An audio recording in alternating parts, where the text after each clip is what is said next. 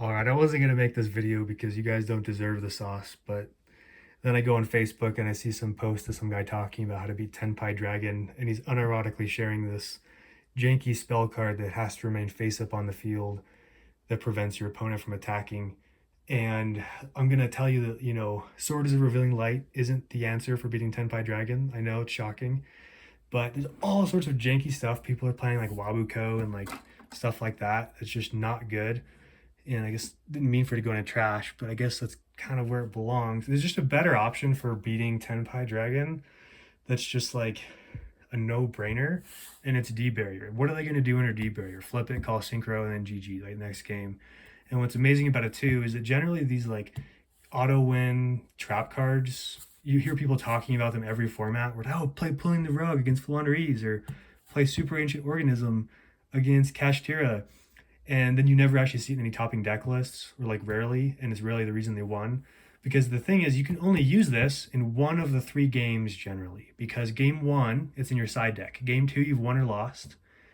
And then game three, it's only going to be appearing in game two or game three. You're not going to be going first twice after game one.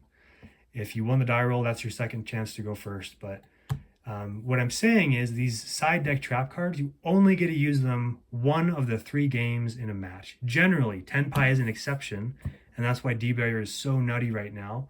It's just an auto win against them. They can still do a lot of damage just with their main deck dudes, but it's not going to be no TK, and it's going to be a turn skip if you activate this. And Wabuko, Threatening Roar, like, okay, I guess that works too as a turn skip, but then they can still go into like Black Rose Dragon and wipe the board. So this is still better, not to mention that it is more generic. It hits Pearly, it hits Voiceless Voice, it hits Branded, it hits so many more things. So you're not just having this card sitting there all day until you see Tenpai, which anyway, so it's better and more generic, right? It's not like we're making this consolation that will play a worse card, but it covers more matchups. It's better and it covers more matchups. There is zero reason to be playing Wabuko or Threatening Roar or any of these janky cards. And the last thing you should be doing is playing a card that's a continuous trap or spell as like your counter card, because they're going to be on Lightning Storm, they're going to be on Feather Duster, and you just, oh no, you got rid of my janky side card, I lose. Whereas this, there's nothing they can do to stop this. If this is in your hand, you're going to be able to use it and it's going to skip their turn. They can't ash it, they can't hand trap it, they can't get out of this with a board breaker. You flip this up and you call synchro and they skips their turn. They can't Black Rose Dragon, they can't do anything. It's going to be Hieratic Seal pass. So this is what you play against Tenpai Dragon. And again, you can play it in two of the three games, because game two, this is going, I don't care if I'm going first or second. Maybe they're going to be cute and they're going to choose to go first because they think Heatwave is really good and they don't know that it's actually trash. And they're going to make me go second.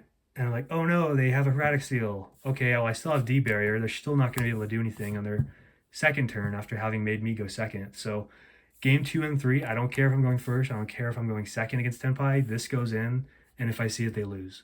And if you're playing a deck like Flandres where you have 3 Harpies Feather Storm, well, now I have 6 auto win buttons against them. And this is arguably better than Harpy's Feather Storm because I don't have to have a Wind Wing Beast. So this is just the best side deck option for Tenpai. Again, I wasn't going to upload this. I recorded it, then I deleted it. And then I go on Facebook and see some guy with this like janky spell, like, oh, your opponent can't attack for 2 turns. Like, wow, that's crazy. Well, it's also trash. Like, there's no counter to this. They can't sideboard to beat this. If you draw this, you win. And if you're playing Flandres where you have 3 Prosperity and 3 Duality, 3 D Barrier, 3 Harpy's Featherstorm, that's 6 auto win buttons and 6 cards to dig for them.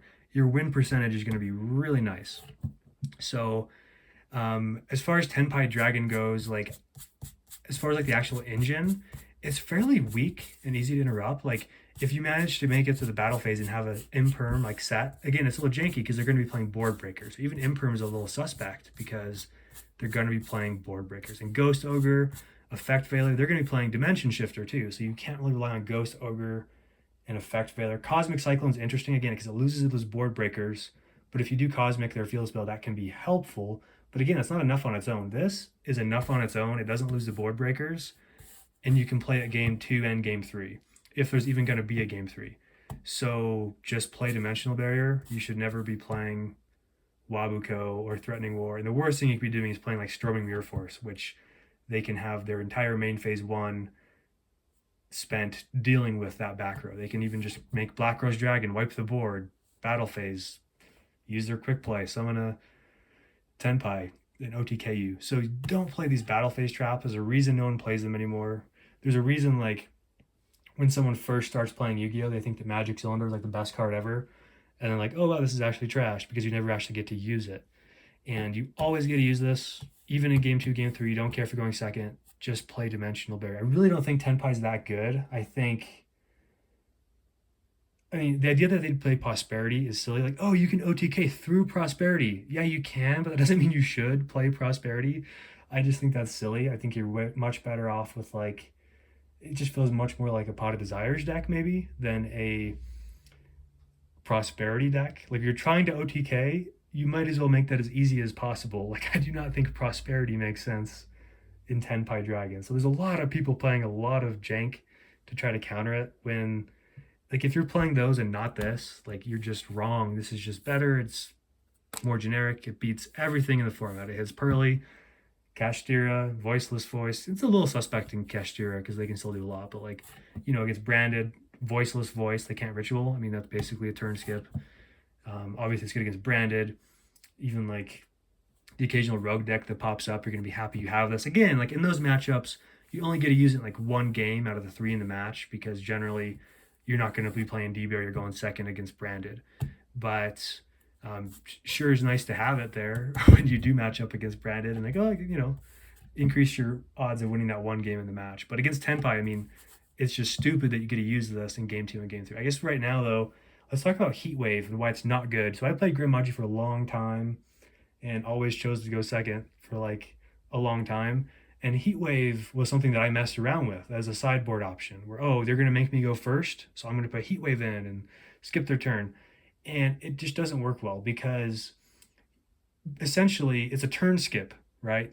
They're skipping their turn. Okay. But I'm using resources in hand to skip their turn while they're gaining resources. So I'm giving them an extra turn to draw that non-engine card they need to win. For what? I just think you're much better off playing something like if you're not playing Rivalry of Warlords in Tenpai, you're just wrong because if you can have that against like Snake Eye Fire King, that can be enough to win you the game. Just flip over Rivalry, going first, and that can be enough to just win. So if you're Heatwave just isn't good. Like I've wanted it. I knew it was going to pop up. I bought a few copies for like $1 a piece way back when and sold them for like $30 a piece recently, but it's just not good.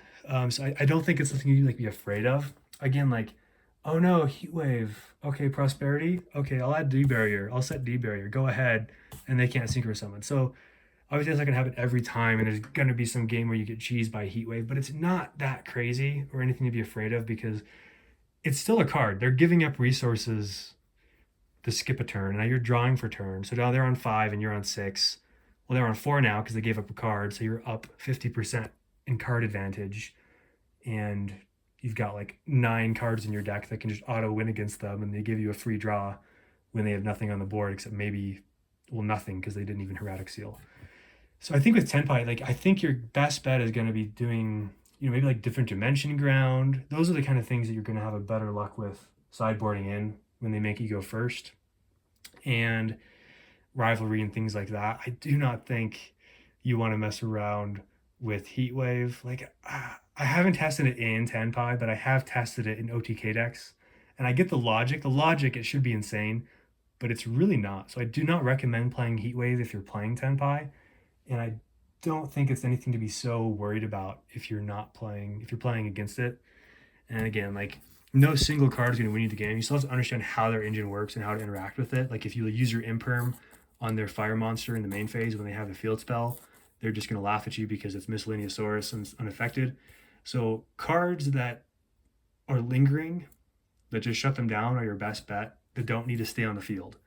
So D-Barrier is your best bet. This is just the best card for Tenpai. I mean, it's not debatable. It's just correct. Like, tell me a card that's better And I mean, there isn't one. So obviously, you still have to have your engine. Obviously, you still have to not get hand trapped to death by them. And cards to think about. They're going to be on like Forbidden Droplet, Lightning Storm, things like that. But it's like if you don't have a board to break, who cares about board breakers? You just flip your D barrier, watch them pass turn, and yeah, they can still do a lot of damage with their main deck monsters, but it's not going to be enough if you have like any engine at all. So it's just the right thing to do. I think there's a reason they shot up in price, but the QCRs at least. The commons aren't much of a flex, but anyway, Tenpai is bad, and I've just been farming free wins until people realize that. That's part of why I'm number 9 on Dueling Book right now, is because it's so free. It's just such a good matchup for Flow Wanderies in particular. Like, you just have so many ways to beat them. Like, their win rate against Flu is just abysmal, and I think it's looking good going to Indianapolis is all I'm going to say.